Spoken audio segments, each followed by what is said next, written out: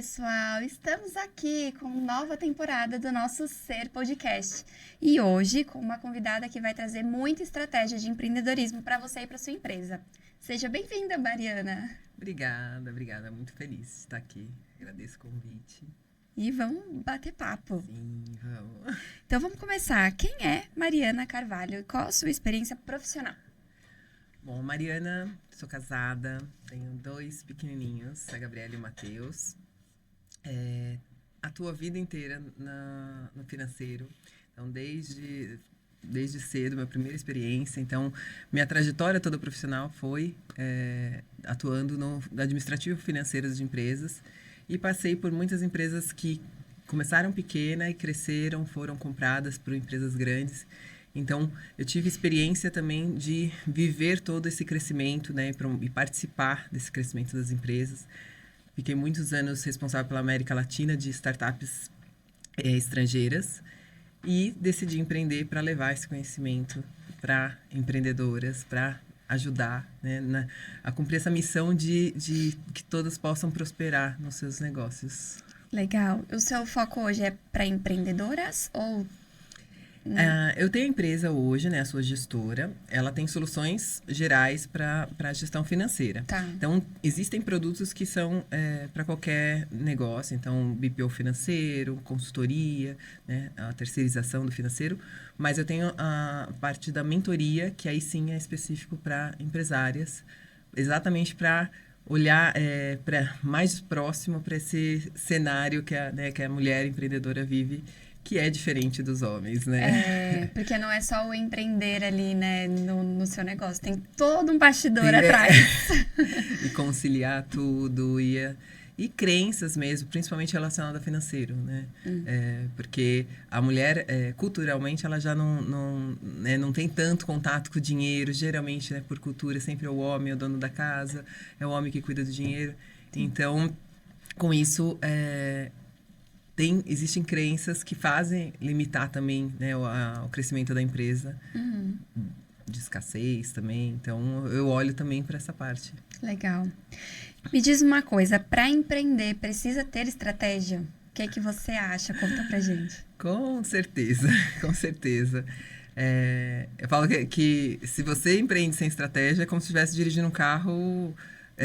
Desgovernado, dos olhos fechados, assim, para onde ele me levar, eu vou, só que daí corre o risco de bater também, né? Sim. Então, eu falo que estratégia, a primeira coisa, assim, quando você abre o negócio, você precisa saber para onde você quer ir, com quem você quer falar, né? O que você vai entregar, né? Qual a transformação que você vai entregar, porque se você não tem estratégia, qualquer resultado é bom, é suficiente, né? E você não pode reclamar, porque você não tem uma expectativa do que está por vir, né? Sim. Então, eu acho que isso é a base, assim, quando você tem uma ideia, exatamente para colocar ela no papel, é pensar, né, qual a estratégia de você se diferenciar dos outros do mercado, né? Qual o valor... Por que vão né? te contratar, né? Exato, o seu diferencial, né, a proposta de valor do seu negócio, porque muitos vão para o empreendedorismo ou por necessidade ou por um sonho, mas eu falo que se você não se organizar,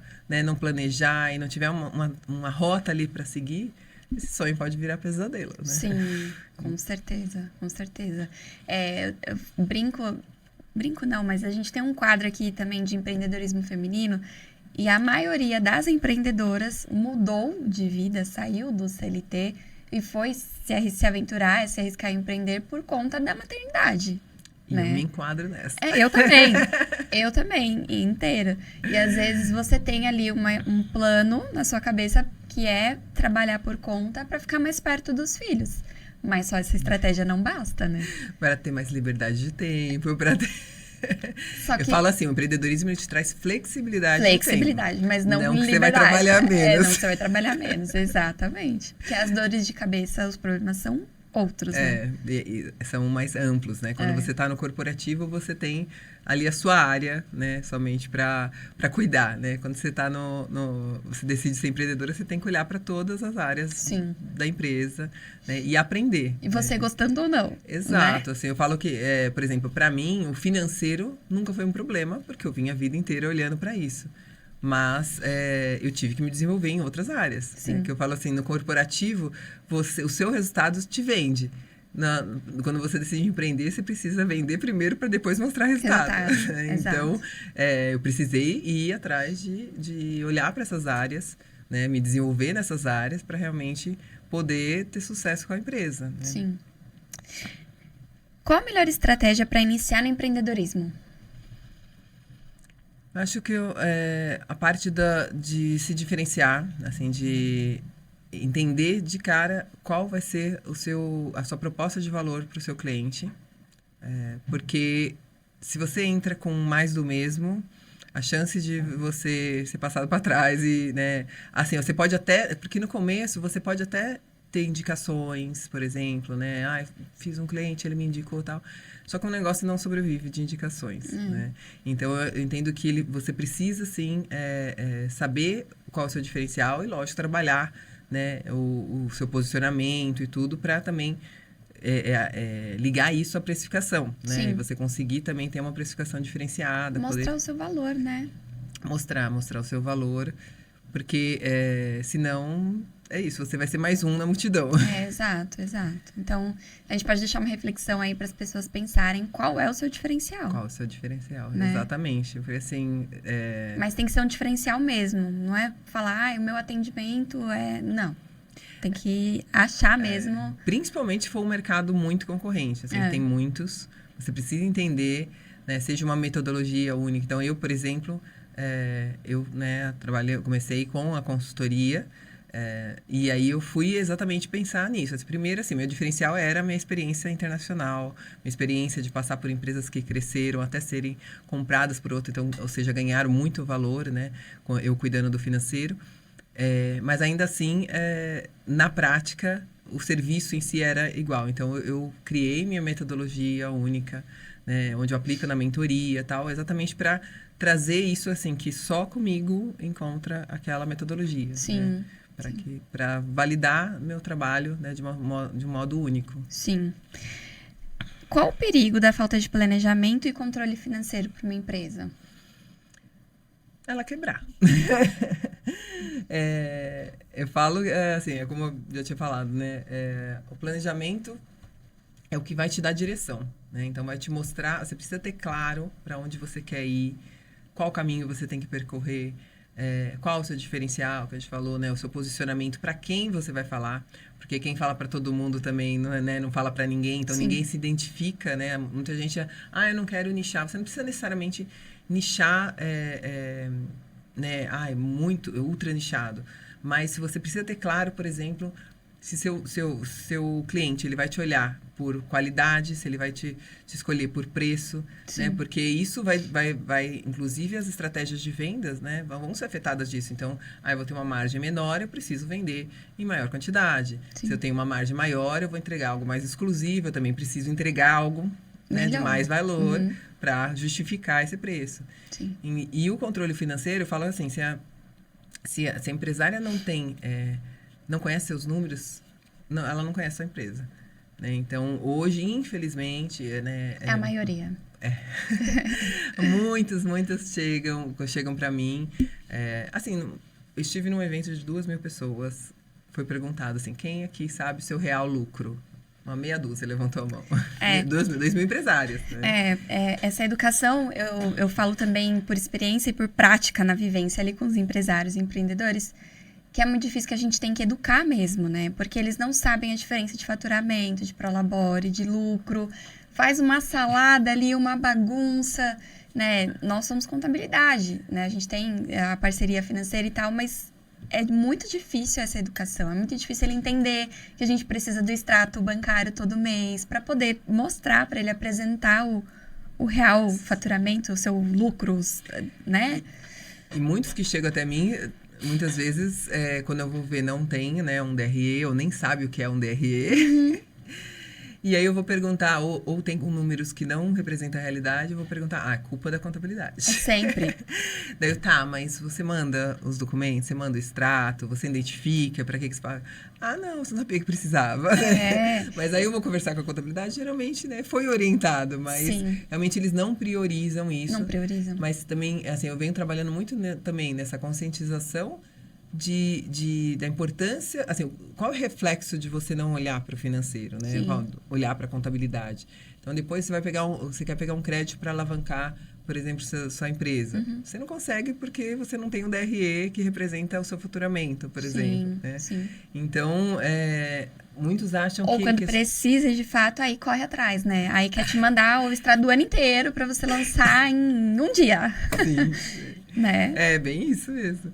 E eu falo assim, as empresas acham, né, os empreendedores no modo geral, né, acham assim, que eu tô pequeno, então por enquanto não precisa, o dinheiro, tô sozinho, eu empresa, né, eu tô trabalhando sozinho, o dinheiro é meu, quando eu tiver uma empresa maior eu vou organizar. Mas se você não se organiza no pouco, você também não vai se organizar no muito. Muito pelo contrário. Quanto mais dinheiro entrar, mais você vai mais ficar. Bagunçado. Porque eu falo assim, na mesma velocidade que vai entrar o dinheiro, ele vai sair. Porque se você não olhou precificação, se você não controla para onde esse dinheiro está indo, ele vai embora. Então, assim... Olha, precificação é um outro assunto que rende, viu, Mari? Porque às vezes o cliente vira para mim e fala, mas nossa, eu tenho que pagar todo este imposto. Eu falo para ele, mas... você tem que colocar o valor do imposto no seu preço de venda. Porque se você tem esse número bem esclarecido e embutido no seu valor, você não vai sentir em pagar. Ele já está ali. Eu sempre falo também assim que é igual MEI, né? Que não quer sair de MEI para pagar imposto. Exato. Eu falo assim, gente... Que pensamento pequeno! Olha onde está a sua mentalidade. Então, você quer ficar limitada ali ao faturamento de 6 mil mês... pensa assim, que quanto mais você pagar de imposto, é porque mais faturamento você está tendo. Exato. Né? Então, se você incluir isso na precificação, isso não deveria pesar na hora de pagar. Exato, né? Exato. Então, eu tô com, por exemplo, uma cliente que chegou, que foi exatamente isso. Assim, eu fui ver a planilha de precificação dela, ela tinha esquecido do imposto. Só que ela tinha passado para o lucro real, porque ela foi desenquadrada do Simples. Então, assim, o impacto é gigantesco. Então, assim, vários clientes que a gente analisou, ela estava devendo. Assim, ou seja, ela estava com faturamento alto, e quando foi olhar cliente por cliente, estava tudo negativo. Então, ela estava pagando para trabalhar. Nossa. E muitos não têm essa consciência. Vê o dinheiro entrando, né, e fala, tô rico, tô rica. Só que esquece que você tem... faturamento é ego, né? Fala, porque eu vou faturar 1 milhão. Tá, e quanto vai sobrar no seu bolso? Quanto vai sobrar no caixa da empresa para você reinvestir ou para você investir em equipamento, para tirar um pré-labore maior, né? Eu sempre prezo muito disso, assim, de olhar para a qualidade de vida também da empresa, né? do empresário. Né? Da empresária, porque eu falo assim, se for para você trabalhar, que funcionário trabalha motivado sem salário? Exato, né? exato. Então, assim, mas eu estou fazendo esse esforço para a empresa crescer. Ok, por um tempo, uma estratégia. É meu investimento, ok. Mas isso não pode sustentar ao longo do tempo, né? Você não vai ter a mesma motivação daqui a pouco, porque você vai estar se privando, né, na sua vida pessoal. Então, quanto mais motivado, qualquer funcionário, né? Quanto mais motivado na sua vida pessoal, mais ele vai estar empenhado. Entregando o trabalho, né? Exato. O medo de arriscar financeiramente pode paralisar o empreendedor? Quem decide empreender já é um aventureiro, porque se você quer estabilidade, você continua ali no CLT, com uma função única, com salário garantido, né? Então, o empreender, você já está, né, se aventurando ali a um risco de vender e ganhar muito, ou, de repente, sua ideia não ser tão aceita e acabar se frustrando. Mas eu volto na parte da estratégia. Assim, você tendo uma estratégia, você tendo um planejamento, principalmente entendendo, pesquisando o mercado, né? Entendendo os concorrentes, o que eles investiram, né? Qual a expectativa de retorno daquele investimento. Porque também muitas vezes entra no negócio pensando assim, não, amanhã eu já estou ganhando horrores. E aí, de repente, passa 1 mês, 2, 3, 6 meses e não tem o tem esse retorno retorno. esperado. E aí acaba desistindo, mas de repente no 7º mês podia ser que vinha o resultado de todo esse investimento, né? Então é muito importante você estudar o mercado para você saber um pouco o que você pode esperar daquele mercado de retorno. Sim. E estar preparado para isso, né? Sim. Por exemplo, muitos têm medo de pegar empréstimo. Eu sou a favor, assim, do crédito consciente. Né? Então, assim, se você tiver um planejamento que você vai pegar esse crédito e vai aplicar no negócio de uma forma que ele vai multiplicar seu faturamento, vai te levar para um outro nível, você não tem por que ter medo. Agora, se você simplesmente, quero pegar porque e o dinheiro vai sumir, tô precisando ou tá faltando caixa e não tem para onde você vai aplicar, certeza que quando vier as parcelas você vai se enroscar, se endividar. Sim. Então, é sempre o planejamento para que, né, estar consciente, né, do que você vai... Porque você precisa multiplicar, porque o crédito tem juros, né? Sim, exato. Então, assim, você precisa fazer aquele dinheiro se multiplicar no seu negócio. Sim. Então, senão, realmente, você pode se comprometer, né? Sim, com certeza. Comprometer seu negócio, né? Sim. Se você pudesse falar uma dica, qual seria para não errar no início de empreender na parte financeira? Separar finanças pessoais. Ai, gente, é o que eu mais falo. Da empresa. Separar PJ de PF. Exatamente, porque isso, eu falo assim, é o que mais dá miopia financeira. Sem né? sombra porque de muitas dúvidas. vezes você não consegue identificar qual o gargalo ali do seu negócio, para onde está escorrendo. Exato. Né? Porque, assim, tem um cliente que chega, não, tô faturando 100 mil e não sobra dinheiro e eu não sei para onde vai. Ali, geralmente, tem 2 caminhos. O básico, né? Ou é precificação. Então, como eu citei esse exemplo, né, de estar precificando errado. Então, por mais que você esteja faturando, você está pagando, está tendo prejuízo, porque os seus custos são maiores do que você cobrou. Ou, realmente, pode ter questão de o dono estar tirando muito dinheiro, mais do que a empresa pode pagar. Sim. Né? E aí, eu falo assim... a empresa não é seu caixa eletrônico. Exato.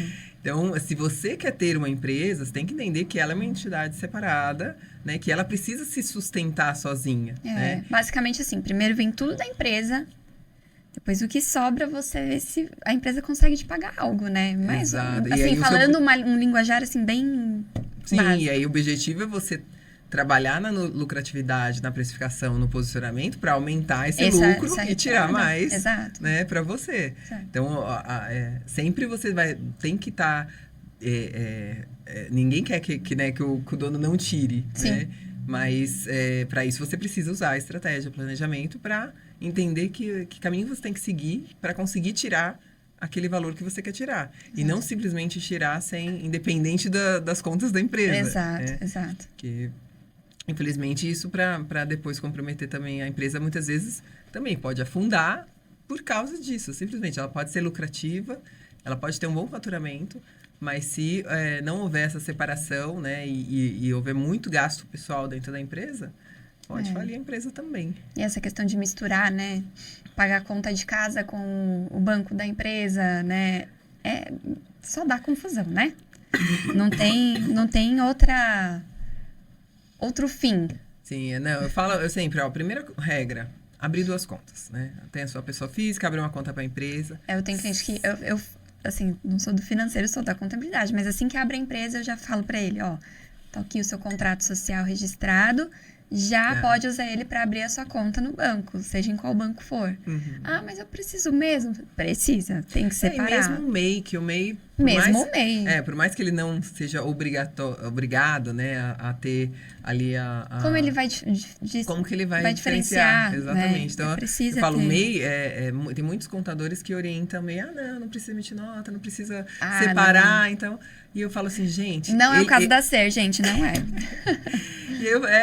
E aí eu falo assim, você vai crescer. Então, assim, se você não souber, né, organizar isso agora, quando você tiver mais demanda, vai ser uma mudança muito brusca, né? Então, é melhor, é 1 nota por mês, 2 notas por mês? Ok, você aprende a emitir nota, você vê... Isso, inclusive a gente até auxilia alguns meses nesse acompanhamento aí de crescimento mesmo. Monta lá uma planilhinha para ele enxergar e ir alimentando, para ele acompanhar o faturamento, porque a gente, né? ele não tem essa visão, né? Então... E muitos não acompanham, e aí por isso depois são desenquadrados. Né? Exato, tem a surpresa, né? Agora, falando um pouquinho do seu empreendedorismo e da sua carreira, qual foi o momento que você decidiu se tornar empreendedora e criar o seu próprio negócio? Como eu falei, maternidade. Eu vinha de 10 anos numa empresa, uma multinacional, cuidando da América Latina, uma startup. E aí eu engravidei os 2 quase seguidos, né? Diferença de 1 ano e 4 meses. Nossa! E foi bem na pandemia, né? Então, uma foi um pouco antes, mas o outro foi fruto da pandemia. Então, a empresa decidiu fechar, porque era uma empresa de ingresso, foi totalmente afetada, decidiu fechar a América Latina. E aí foi onde eu, vou tirar ali meu ano sabático, né? Dedicar às crianças, à maternidade. Mas o meu lado profissional chegou a um ponto que, assim, tava gritando, precisava. Porque eu sempre trabalhei muito, sempre fui muito workaholic. Então, eu falei, também faz parte de mim, né? Esse lado profissional. Então, eu preciso conciliar. Mas eu não queria terceirizar a maternidade, né? Eu queria estar presente. Então, eu falei, se eu voltar para o corporativo, provavelmente eu vou voltar para madrugadas em fechamento financeiro, né? E eu não quero isso. E aí eu falei assim, não, e aí conversando também com pessoas que trabalharam comigo, meu ex-CFO, que tinha ido para a consultoria, eu quis entender exatamente, né, a experiência de lidar com outros negócios e tal, e isso me encantou muito, de você lidar com negócios diferentes, você, né, ver o resultado do seu trabalho ali, né, refletindo no crescimento da empresa. Então, eu decidi empreender, a princípio, atuando com empresas do exterior. Tá. Mas depois de muito autoconhecimento e tal, eu decidi também, foi aí que eu decidi trabalhar com mulheres. Assim, né? Eu falei, não, preciso atuar com o Brasil para realmente, como uma missão de ajudar, né, as mulheres a prosperarem, a terem mais qualidade de vida e poder proporcionar isso também. Até entendendo esse lado também do maternar da mulher, né? Tipo, Sim. Ajudar nessa parte também, né? Porque... porque o dinheiro, assim... dinheiro não traz felicidade. Mas a falta dele também não. Eu falo assim, ele é um meio, né? Você não pode focar no dinheiro, eu acho, né? Assim, você... quando você se cega e foca no dinheiro, as coisas todas vão embora. Sim. Né? Assim, ele vem de uma forma muito... É como se fosse mesmo uma gratificação ali do que você está fazendo. É uma, né? retribuição, uma retribuição. Exatamente, é uma troca, né? Você vai entregar o seu serviço e ele vem. Então, eu penso que, assim, quando você está, né, você já é mãe e tal, você sente muito mais também grata por ver outras mulheres, né, prosperando, por ver outras mulheres podendo dar mais qualidade de vida para os filhos, né? Então, você... e isso, para mim, falou... Um outro peso, aquecido né? o meu coração. Porque, geralmente, quando... Assim, como eu falei, eu atendo ainda empresas do exterior, atendo homens, normal, todo mundo. Mas as mulheres têm um cantinho especial, as empresárias. Como você superou os desafios iniciais e como conseguiu estabelecer a sua marca? Para mim, como eu falei, para mim o principal desafio foi o aparecer. Então, assim, no corporativo, é o que eu falei, meu trabalho me vendia, né? Então, o meu resultado, ele já era visto, eu não precisava, né, me vender. E quando eu fui empreender, a princípio, eu comecei com indicações. E foi aí que eu percebi que uma empresa não sobrevive de indicações. Né? Você precisa realmente para ela ter um crescimento contínuo, você precisa ter um sistema comercial ali constante, uma estrutura. E todo empreendedor precisa ser vendedor, né? É vendedor, né? Então, assim, para mim, o meu maior desafio foi esse. Porque eu sempre fui dos bastidores. Eu sempre fui ali de estar atrás do computador com as planilhas. Então, foi muito autoconhecimento, né, de entender que barreiras, que medos me bloqueavam de aparecer, de falar em público, né, de ser vista. E trabalhar também as partes estratégicas. Então, assim, por exemplo, a parte do comercial, eu entendi que o que eu não gostava é por não gostar dessas abordagens comerciais agressivas.